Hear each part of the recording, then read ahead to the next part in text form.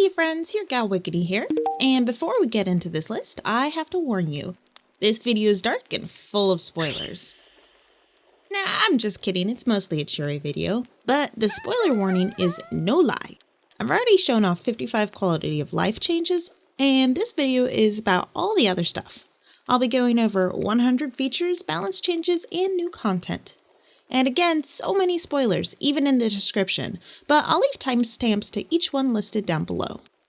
So let's kick this list off from the start.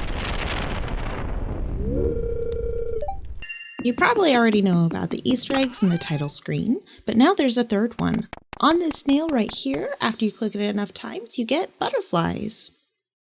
There is a brand new map called the Four Corners map. It is optimized for multiplayer, and each corner is separated into a different type of resource.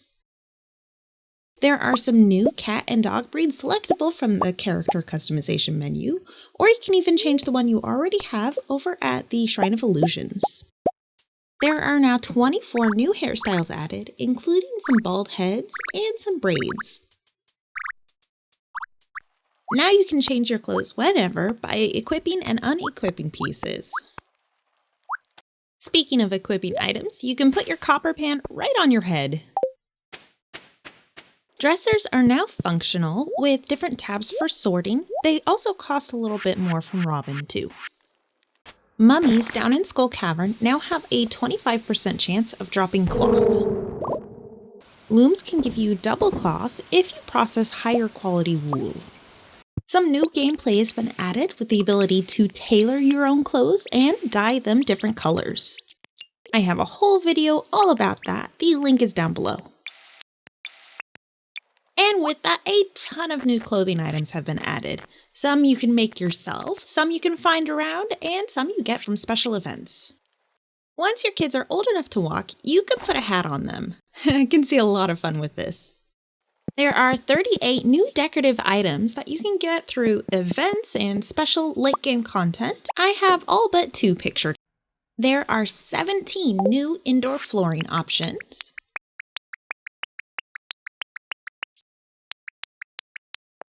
Ooh, and we now have brick floor for our farms. It looks like I'm gonna have to redo everything.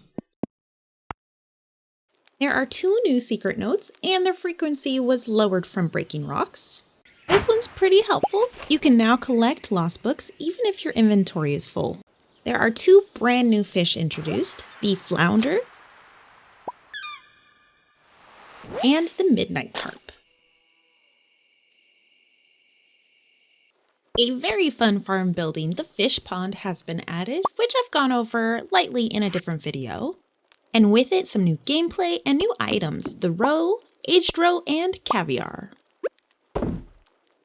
There's now a bonus for having a perfect catch while fishing.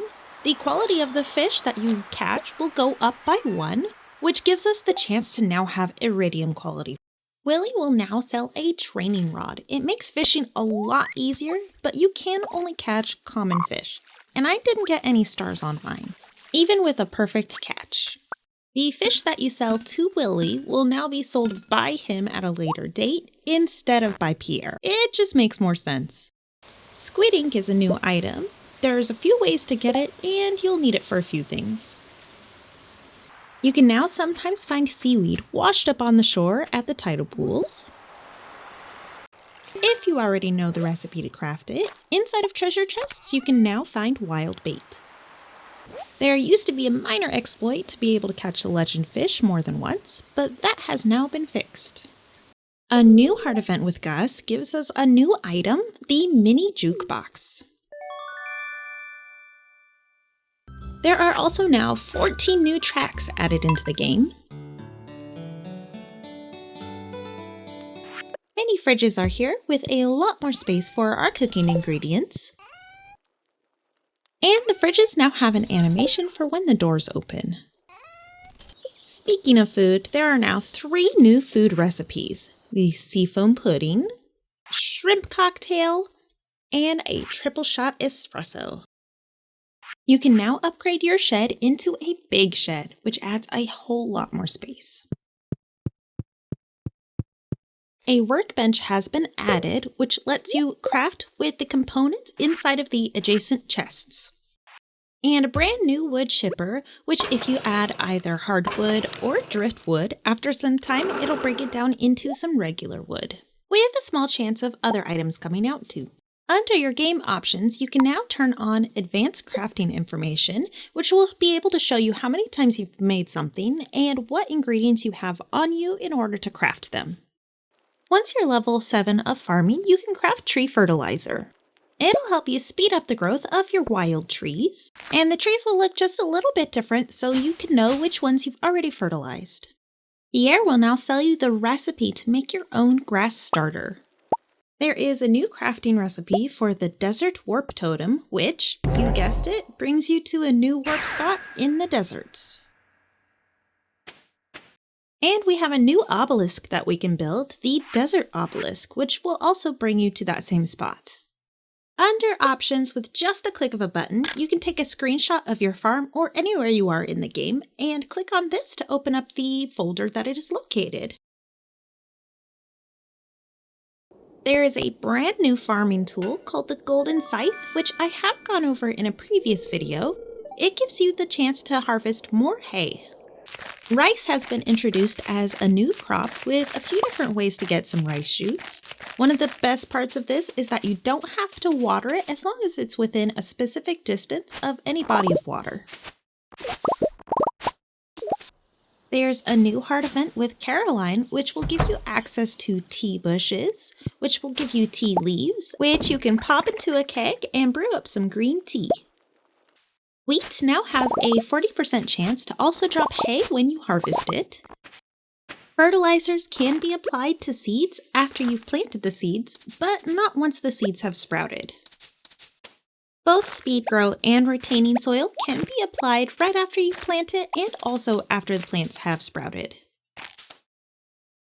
After you collect every rare crow, you'll get the recipe to craft the Deluxe Scarecrow, which has double the radius. If you happen to have a Junimo hut, you can place a gem inside and the new Junimos coming out will match its color. Sweet, sweet organization. Auto grabbers now work in Coops. Thank goodness. Lightning rods are now harvestable immediately the day after being struck instead of on their own individual timetables. Sunflowers can now let beehives produce sunflower honey. Sweet! Now when you process dinosaur eggs in a mayonnaise machine, they make Dinosaur Mayonnaise. The forester profession now gives 25% wood to drop from trees, stumps, and logs instead of raising the value of wood by 50%. If you're chopping down your mushroom trees, there is a 1% chance that you'll get a mushroom cap. If you dismiss a letter with a gift attached, you'll now automatically pick up the item. And if you dismiss a letter with a quest attached, you'll automatically accept the quest. There's a new animation when you're digging through trash cans. And there's an added trash bin outside JojaMart. And digging through trash cans gives you a small chance for finding a new unique hat, the garbage hat. You can now upgrade your trash can like a tool over at Clint's. Depending on the upgrade, it'll give you a percentage back of whatever you throw in the trash. In Year 3, there is an added trash bear that will give you a quest and he'll help you clean up the town. The quarry can now spawn wild trees instead of just stones. If you're lucky and you catch up to a train that's holding some cargo, it will now drop some more items, including a special clothing item, which I thought was pretty cool.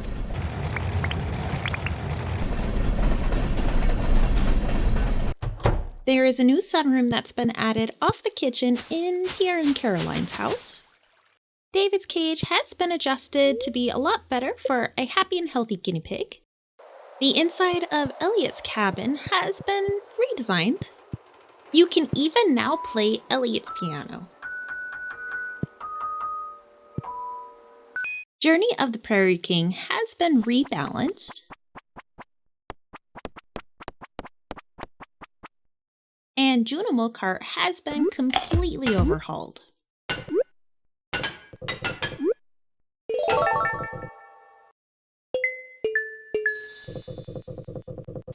The Gourmet Chef achievement now has a chef hat as a reward as well.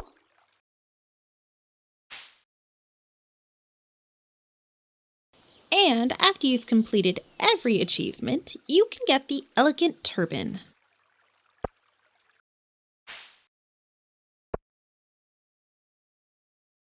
There is a new trader trading goods in the desert, one of the items being the Void Pendant.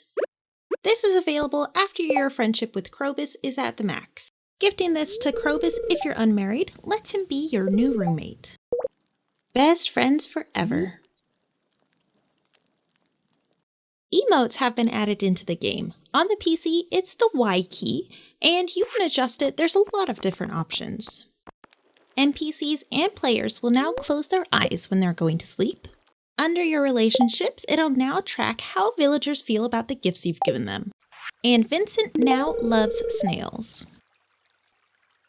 Every potential spouse now has a 14 heart event. There are a few new events and different dialogue added for various NPCs. And if you've turned your children into doves, there have been some consequences added. You can now throw a bouquet into a furnace to make a wilted bouquet in case you want to break up with someone.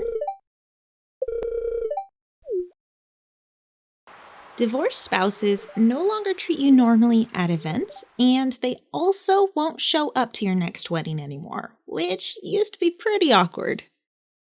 Artifact troves are a new item. They act like geodes and can be broken up by Clint. They will give you artifacts. There are 4 new reward levels over at the museum, 2 of those being new items. One of these items is the Magic Rock Candy, which has some insane stats. Check that out. You can now buy rare crows that you've unlocked at the museum at the night market.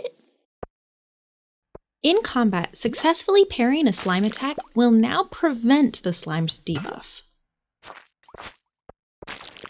A quarry mineshaft has been added to the quarry.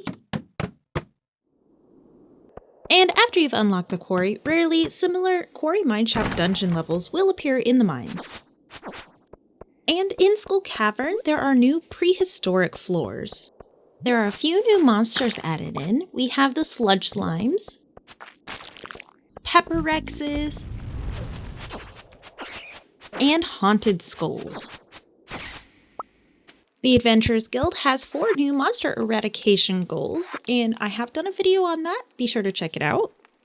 With it, we have new rewards, including 2 new rings, the Crabshell ring and the Napalm ring.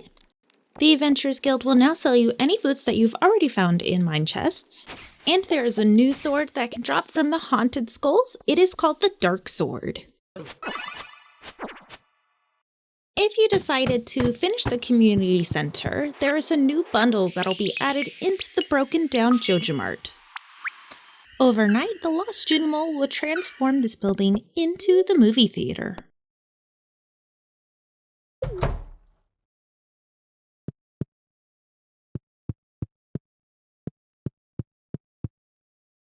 If you went the Joja way, all you have to do is pay a little fee of 500,000 gold.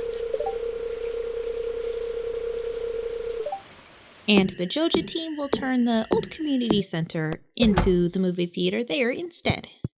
The movie theater adds a lot of new fun things to do in the post-game, so I definitely feel like it's worth pushing towards.